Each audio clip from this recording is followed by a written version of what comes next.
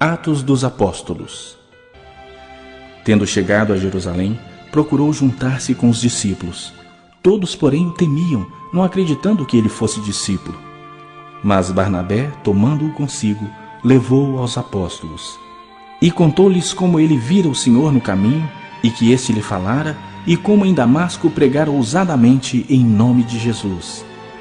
Estava com eles em Jerusalém, entrando e saindo, pregando ousadamente em nome do Senhor. Falava e discutia com os helenistas, mas eles procuravam tirar-lhe a vida. Tendo, porém, isto chegado ao conhecimento dos irmãos, levaram-no para Cesareia e dali o enviaram para Tarso. A igreja, na verdade, tinha paz por toda a Judeia, Galiléia e Samaria, edificando-se e caminhando no temor do Senhor e no conforto do Espírito Santo, crescia em número. Passando Pedro por toda parte, desceu também aos santos que habitavam em Lida. Encontrou ali certo homem chamado Enéas, que havia 8 anos jazia de cama, pois era paralítico. Disse-lhe Pedro: Enéas, Jesus Cristo te cura.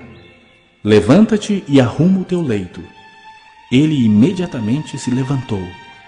Viram-no todos os habitantes de Lida e Sarona, os quais se converteram ao Senhor. Havia em Jope uma discípula por nome Tabita, nome este que traduzido quer dizer Dorcas. Era ela notável pelas boas obras e esmolas que fazia. Ora, aconteceu naqueles dias que ela adoeceu e veio a morrer, e depois de a levarem, puseram-na no cenáculo. Como Lida era perto de Jope, ouvindo os discípulos que Pedro estava ali, enviaram-lhe 2 homens que lhe pedissem: não demores em vir ter conosco. Pedro atendeu e foi com eles. Tendo chegado, conduziram-no para o cenáculo. E todas as viúvas o cercaram, chorando e mostrando-lhe túnicas e vestidos que Dorcas fizera enquanto estava com elas. Mas Pedro, tendo feito sair a todos, pondo-se de joelhos, orou. E voltando-se para o corpo, disse: Tabita, levanta-te. Ela abriu os olhos e, vendo a Pedro, sentou-se. Ele, dando-lhe a mão, levantou-a e, chamando os santos, especialmente as viúvas, apresentou-a viva. Isto se tornou conhecido por toda Jope e muitos creram no Senhor. Pedro ficou em Jope muitos dias em casa de um curtidor chamado Simão. Josué, capítulo 5. O Senhor Deus disse a Josué: prepare algumas facas de pedra e faça uma segunda cerimônia de circuncisão no meio do povo. Josué fez as facas e circuncidou os israelitas no monte da circuncisão.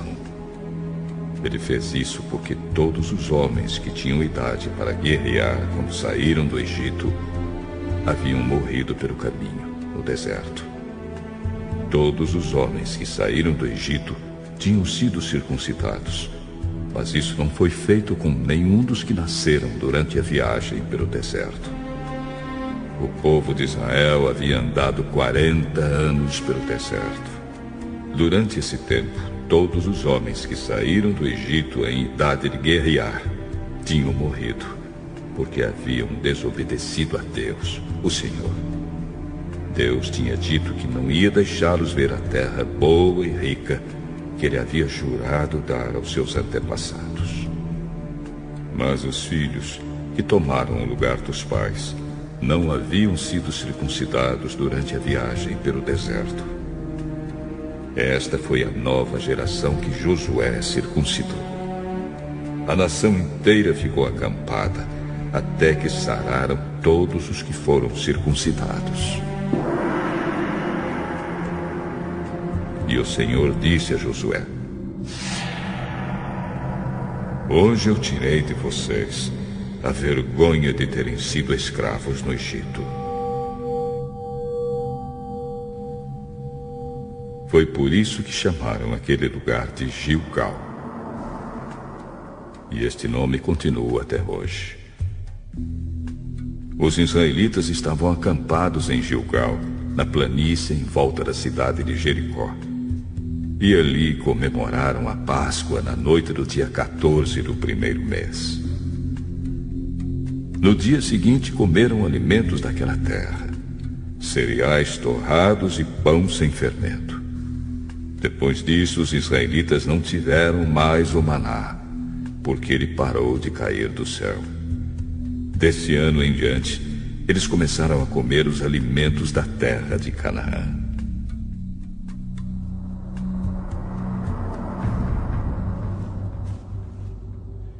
Josué estava perto da cidade de Jericó. De repente, viu um homem com uma espada na mão parado na sua frente. Josué chegou perto dele e perguntou: Você é do nosso exército? Ou é inimigo? Não sou nem uma coisa nem outra. Estou aqui como comandante do exército de Deus, Senhor.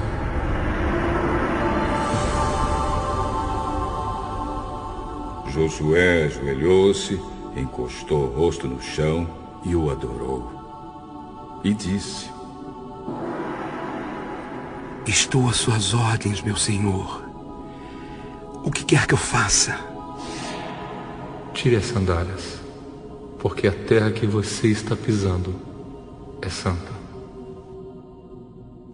E Josué obedeceu. Josué,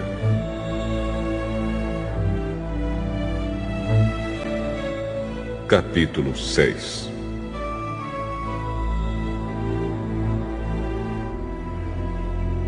Os portões da cidade de Jericó estavam muito bem fechados, para não deixar que os israelitas entrassem. Ninguém podia entrar nem sair da cidade. O Senhor Deus disse a Josué: Olhe, eu estou entregando a você a cidade de Jericó, o seu rei e os seus corajosos soldados.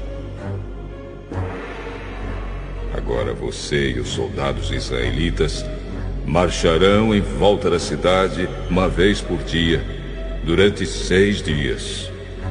À frente da Arca da Aliança irão 7 sacerdotes, cada um levando uma corneta de chifre de carneiro. No 7º dia, você e os seus soldados marcharão 7 vezes em volta da cidade, e os sacerdotes tocarão as cornetas. Quando eles derem um toque longo, todo o povo gritará bem alto. E então a muralha da cidade cairá.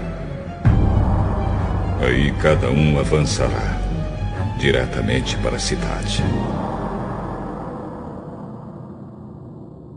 Josué chamou os sacerdotes e disse: Carreguem a Arca da Aliança. E na frente, fiquem 7 sacerdotes, levando cornetas. E disse ao povo: Comecem a marchar em volta da cidade, e que os soldados marchem na frente da Arca da Aliança de Deus, o Senhor. Então, seguindo as ordens de Josué, os 7 sacerdotes ficaram na frente da arca e começaram a tocar as cornetas.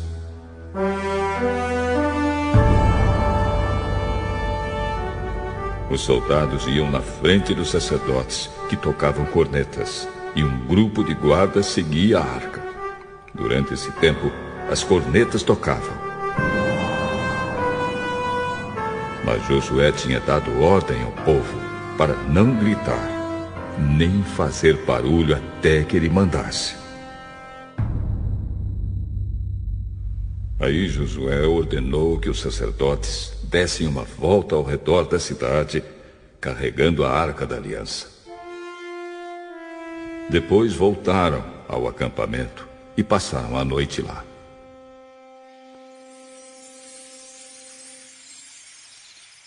No dia seguinte, Josué se levantou de madrugada e os sacerdotes carregaram a arca.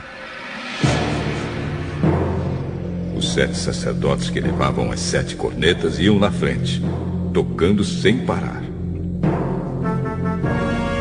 Os soldados iam na frente deles, e um grupo de guardas seguia a arca.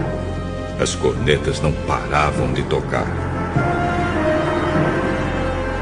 No segundo dia marcharam de novo, uma vez em volta da cidade, e voltaram ao acampamento. E fizeram isso durante 6 dias. No 7º dia levantaram-se de madrugada e marcharam em volta da cidade 7 vezes no mesmo dia. Foi só nesse dia que deram 7 voltas em redor da cidade. Na 7ª volta, quando os sacerdotes acabaram de tocar as cornetas, Josué disse ao povo: Gritem agora! O Senhor Deus está entregando Jericó a vocês! A cidade deve ser destruída, junto com tudo que há nela, como oferta para Deus. Somente ficará viva a prostituta Raabe e a sua família, porque ela escondeu os nossos espiões. Mas não peguem em nada daquilo que vai ser destruído. Se ficarem com qualquer coisa que eu mandei destruir, vocês vão trazer desgraça e destruição ao acampamento israelita. Mas os objetos de prata, ouro, bronze e ferro serão separados para o Senhor e colocados no seu tesouro. Então os sacerdotes tocaram as cornetas.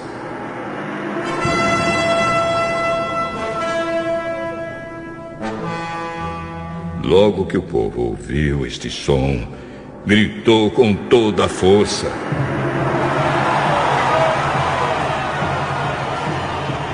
E a muralha caiu.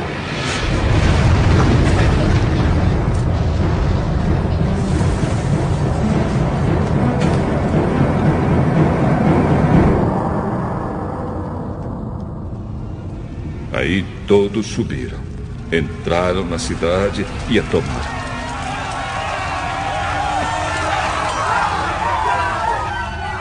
E mataram com as suas espadas todos os que estavam na cidade.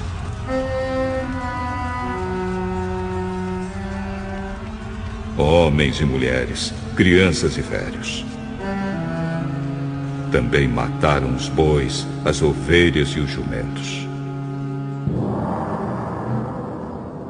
Depois Josué disse aos 2 homens que haviam servido como espiões: Entrem na casa de Raabe, a prostituta, e tragam a família dela para fora, conforme vocês prometeram. Eles foram e fizeram sair Raabe, o seu pai, a sua mãe, os seus irmãos e o resto da família. Tiraram todas as pessoas da casa e as puseram do lado de fora do acampamento israelita. Então incendiaram a cidade e queimaram tudo o que havia nela, menos os objetos de ouro, prata, bronze e ferro. Essas coisas foram colocadas no tesouro da casa de Deus, o Senhor.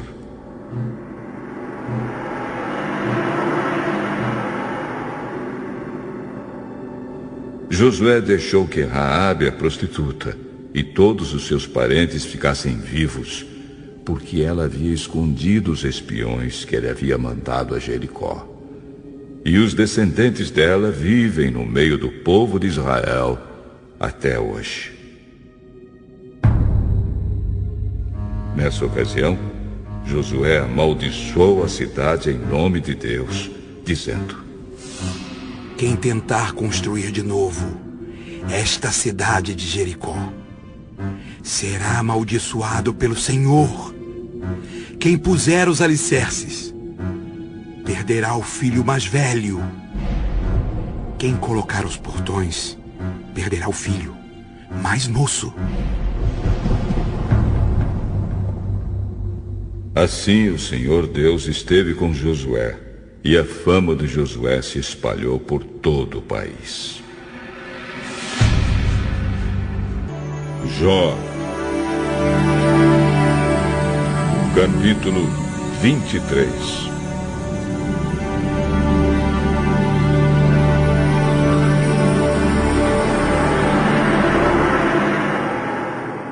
Porém, em resposta, Jó disse: Eu ainda estou revoltado e me queixo de Deus. Não posso parar de gemer. Gostaria de saber onde encontrá-lo. Gostaria de ir até o lugar onde ele está, para levar a ele a minha causa e apresentar todas as razões que tenho a meu favor. Gostaria de saber o que ele me diria e como me responderia. Será que Deus usaria todo o seu poder contra mim? Não. Estou certo de que ele me ouviria. Sou um homem honesto. Eu poderia apresentar minha causa a ele e, de uma vez por todas, ele me declararia inocente.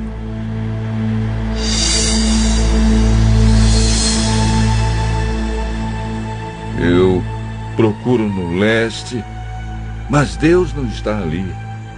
E não o encontro no oeste. E também não o vejo quando age no norte ou se esconde no sul. Mas Deus conhece cada um dos meus passos. Se ele me puser à prova, verá que sairei puro como ouro. Eu sigo o caminho que ele me mostra e nunca me desvio para lado nenhum. Obedeço aos mandamentos de Deus. Sempre faço a sua vontade e não a minha. Deus faz o que quer. Quando ele decide fazer alguma coisa, ninguém pode impedir. Ele levará até o fim o que planejou fazer comigo e também realizará todos os seus outros planos. Por isso, eu perco a coragem na presença dele e quando penso nisso, fico apavorado. A escuridão me deixou cego, mas é o Deus Todo-Poderoso quem me põe medo e não a escuridão.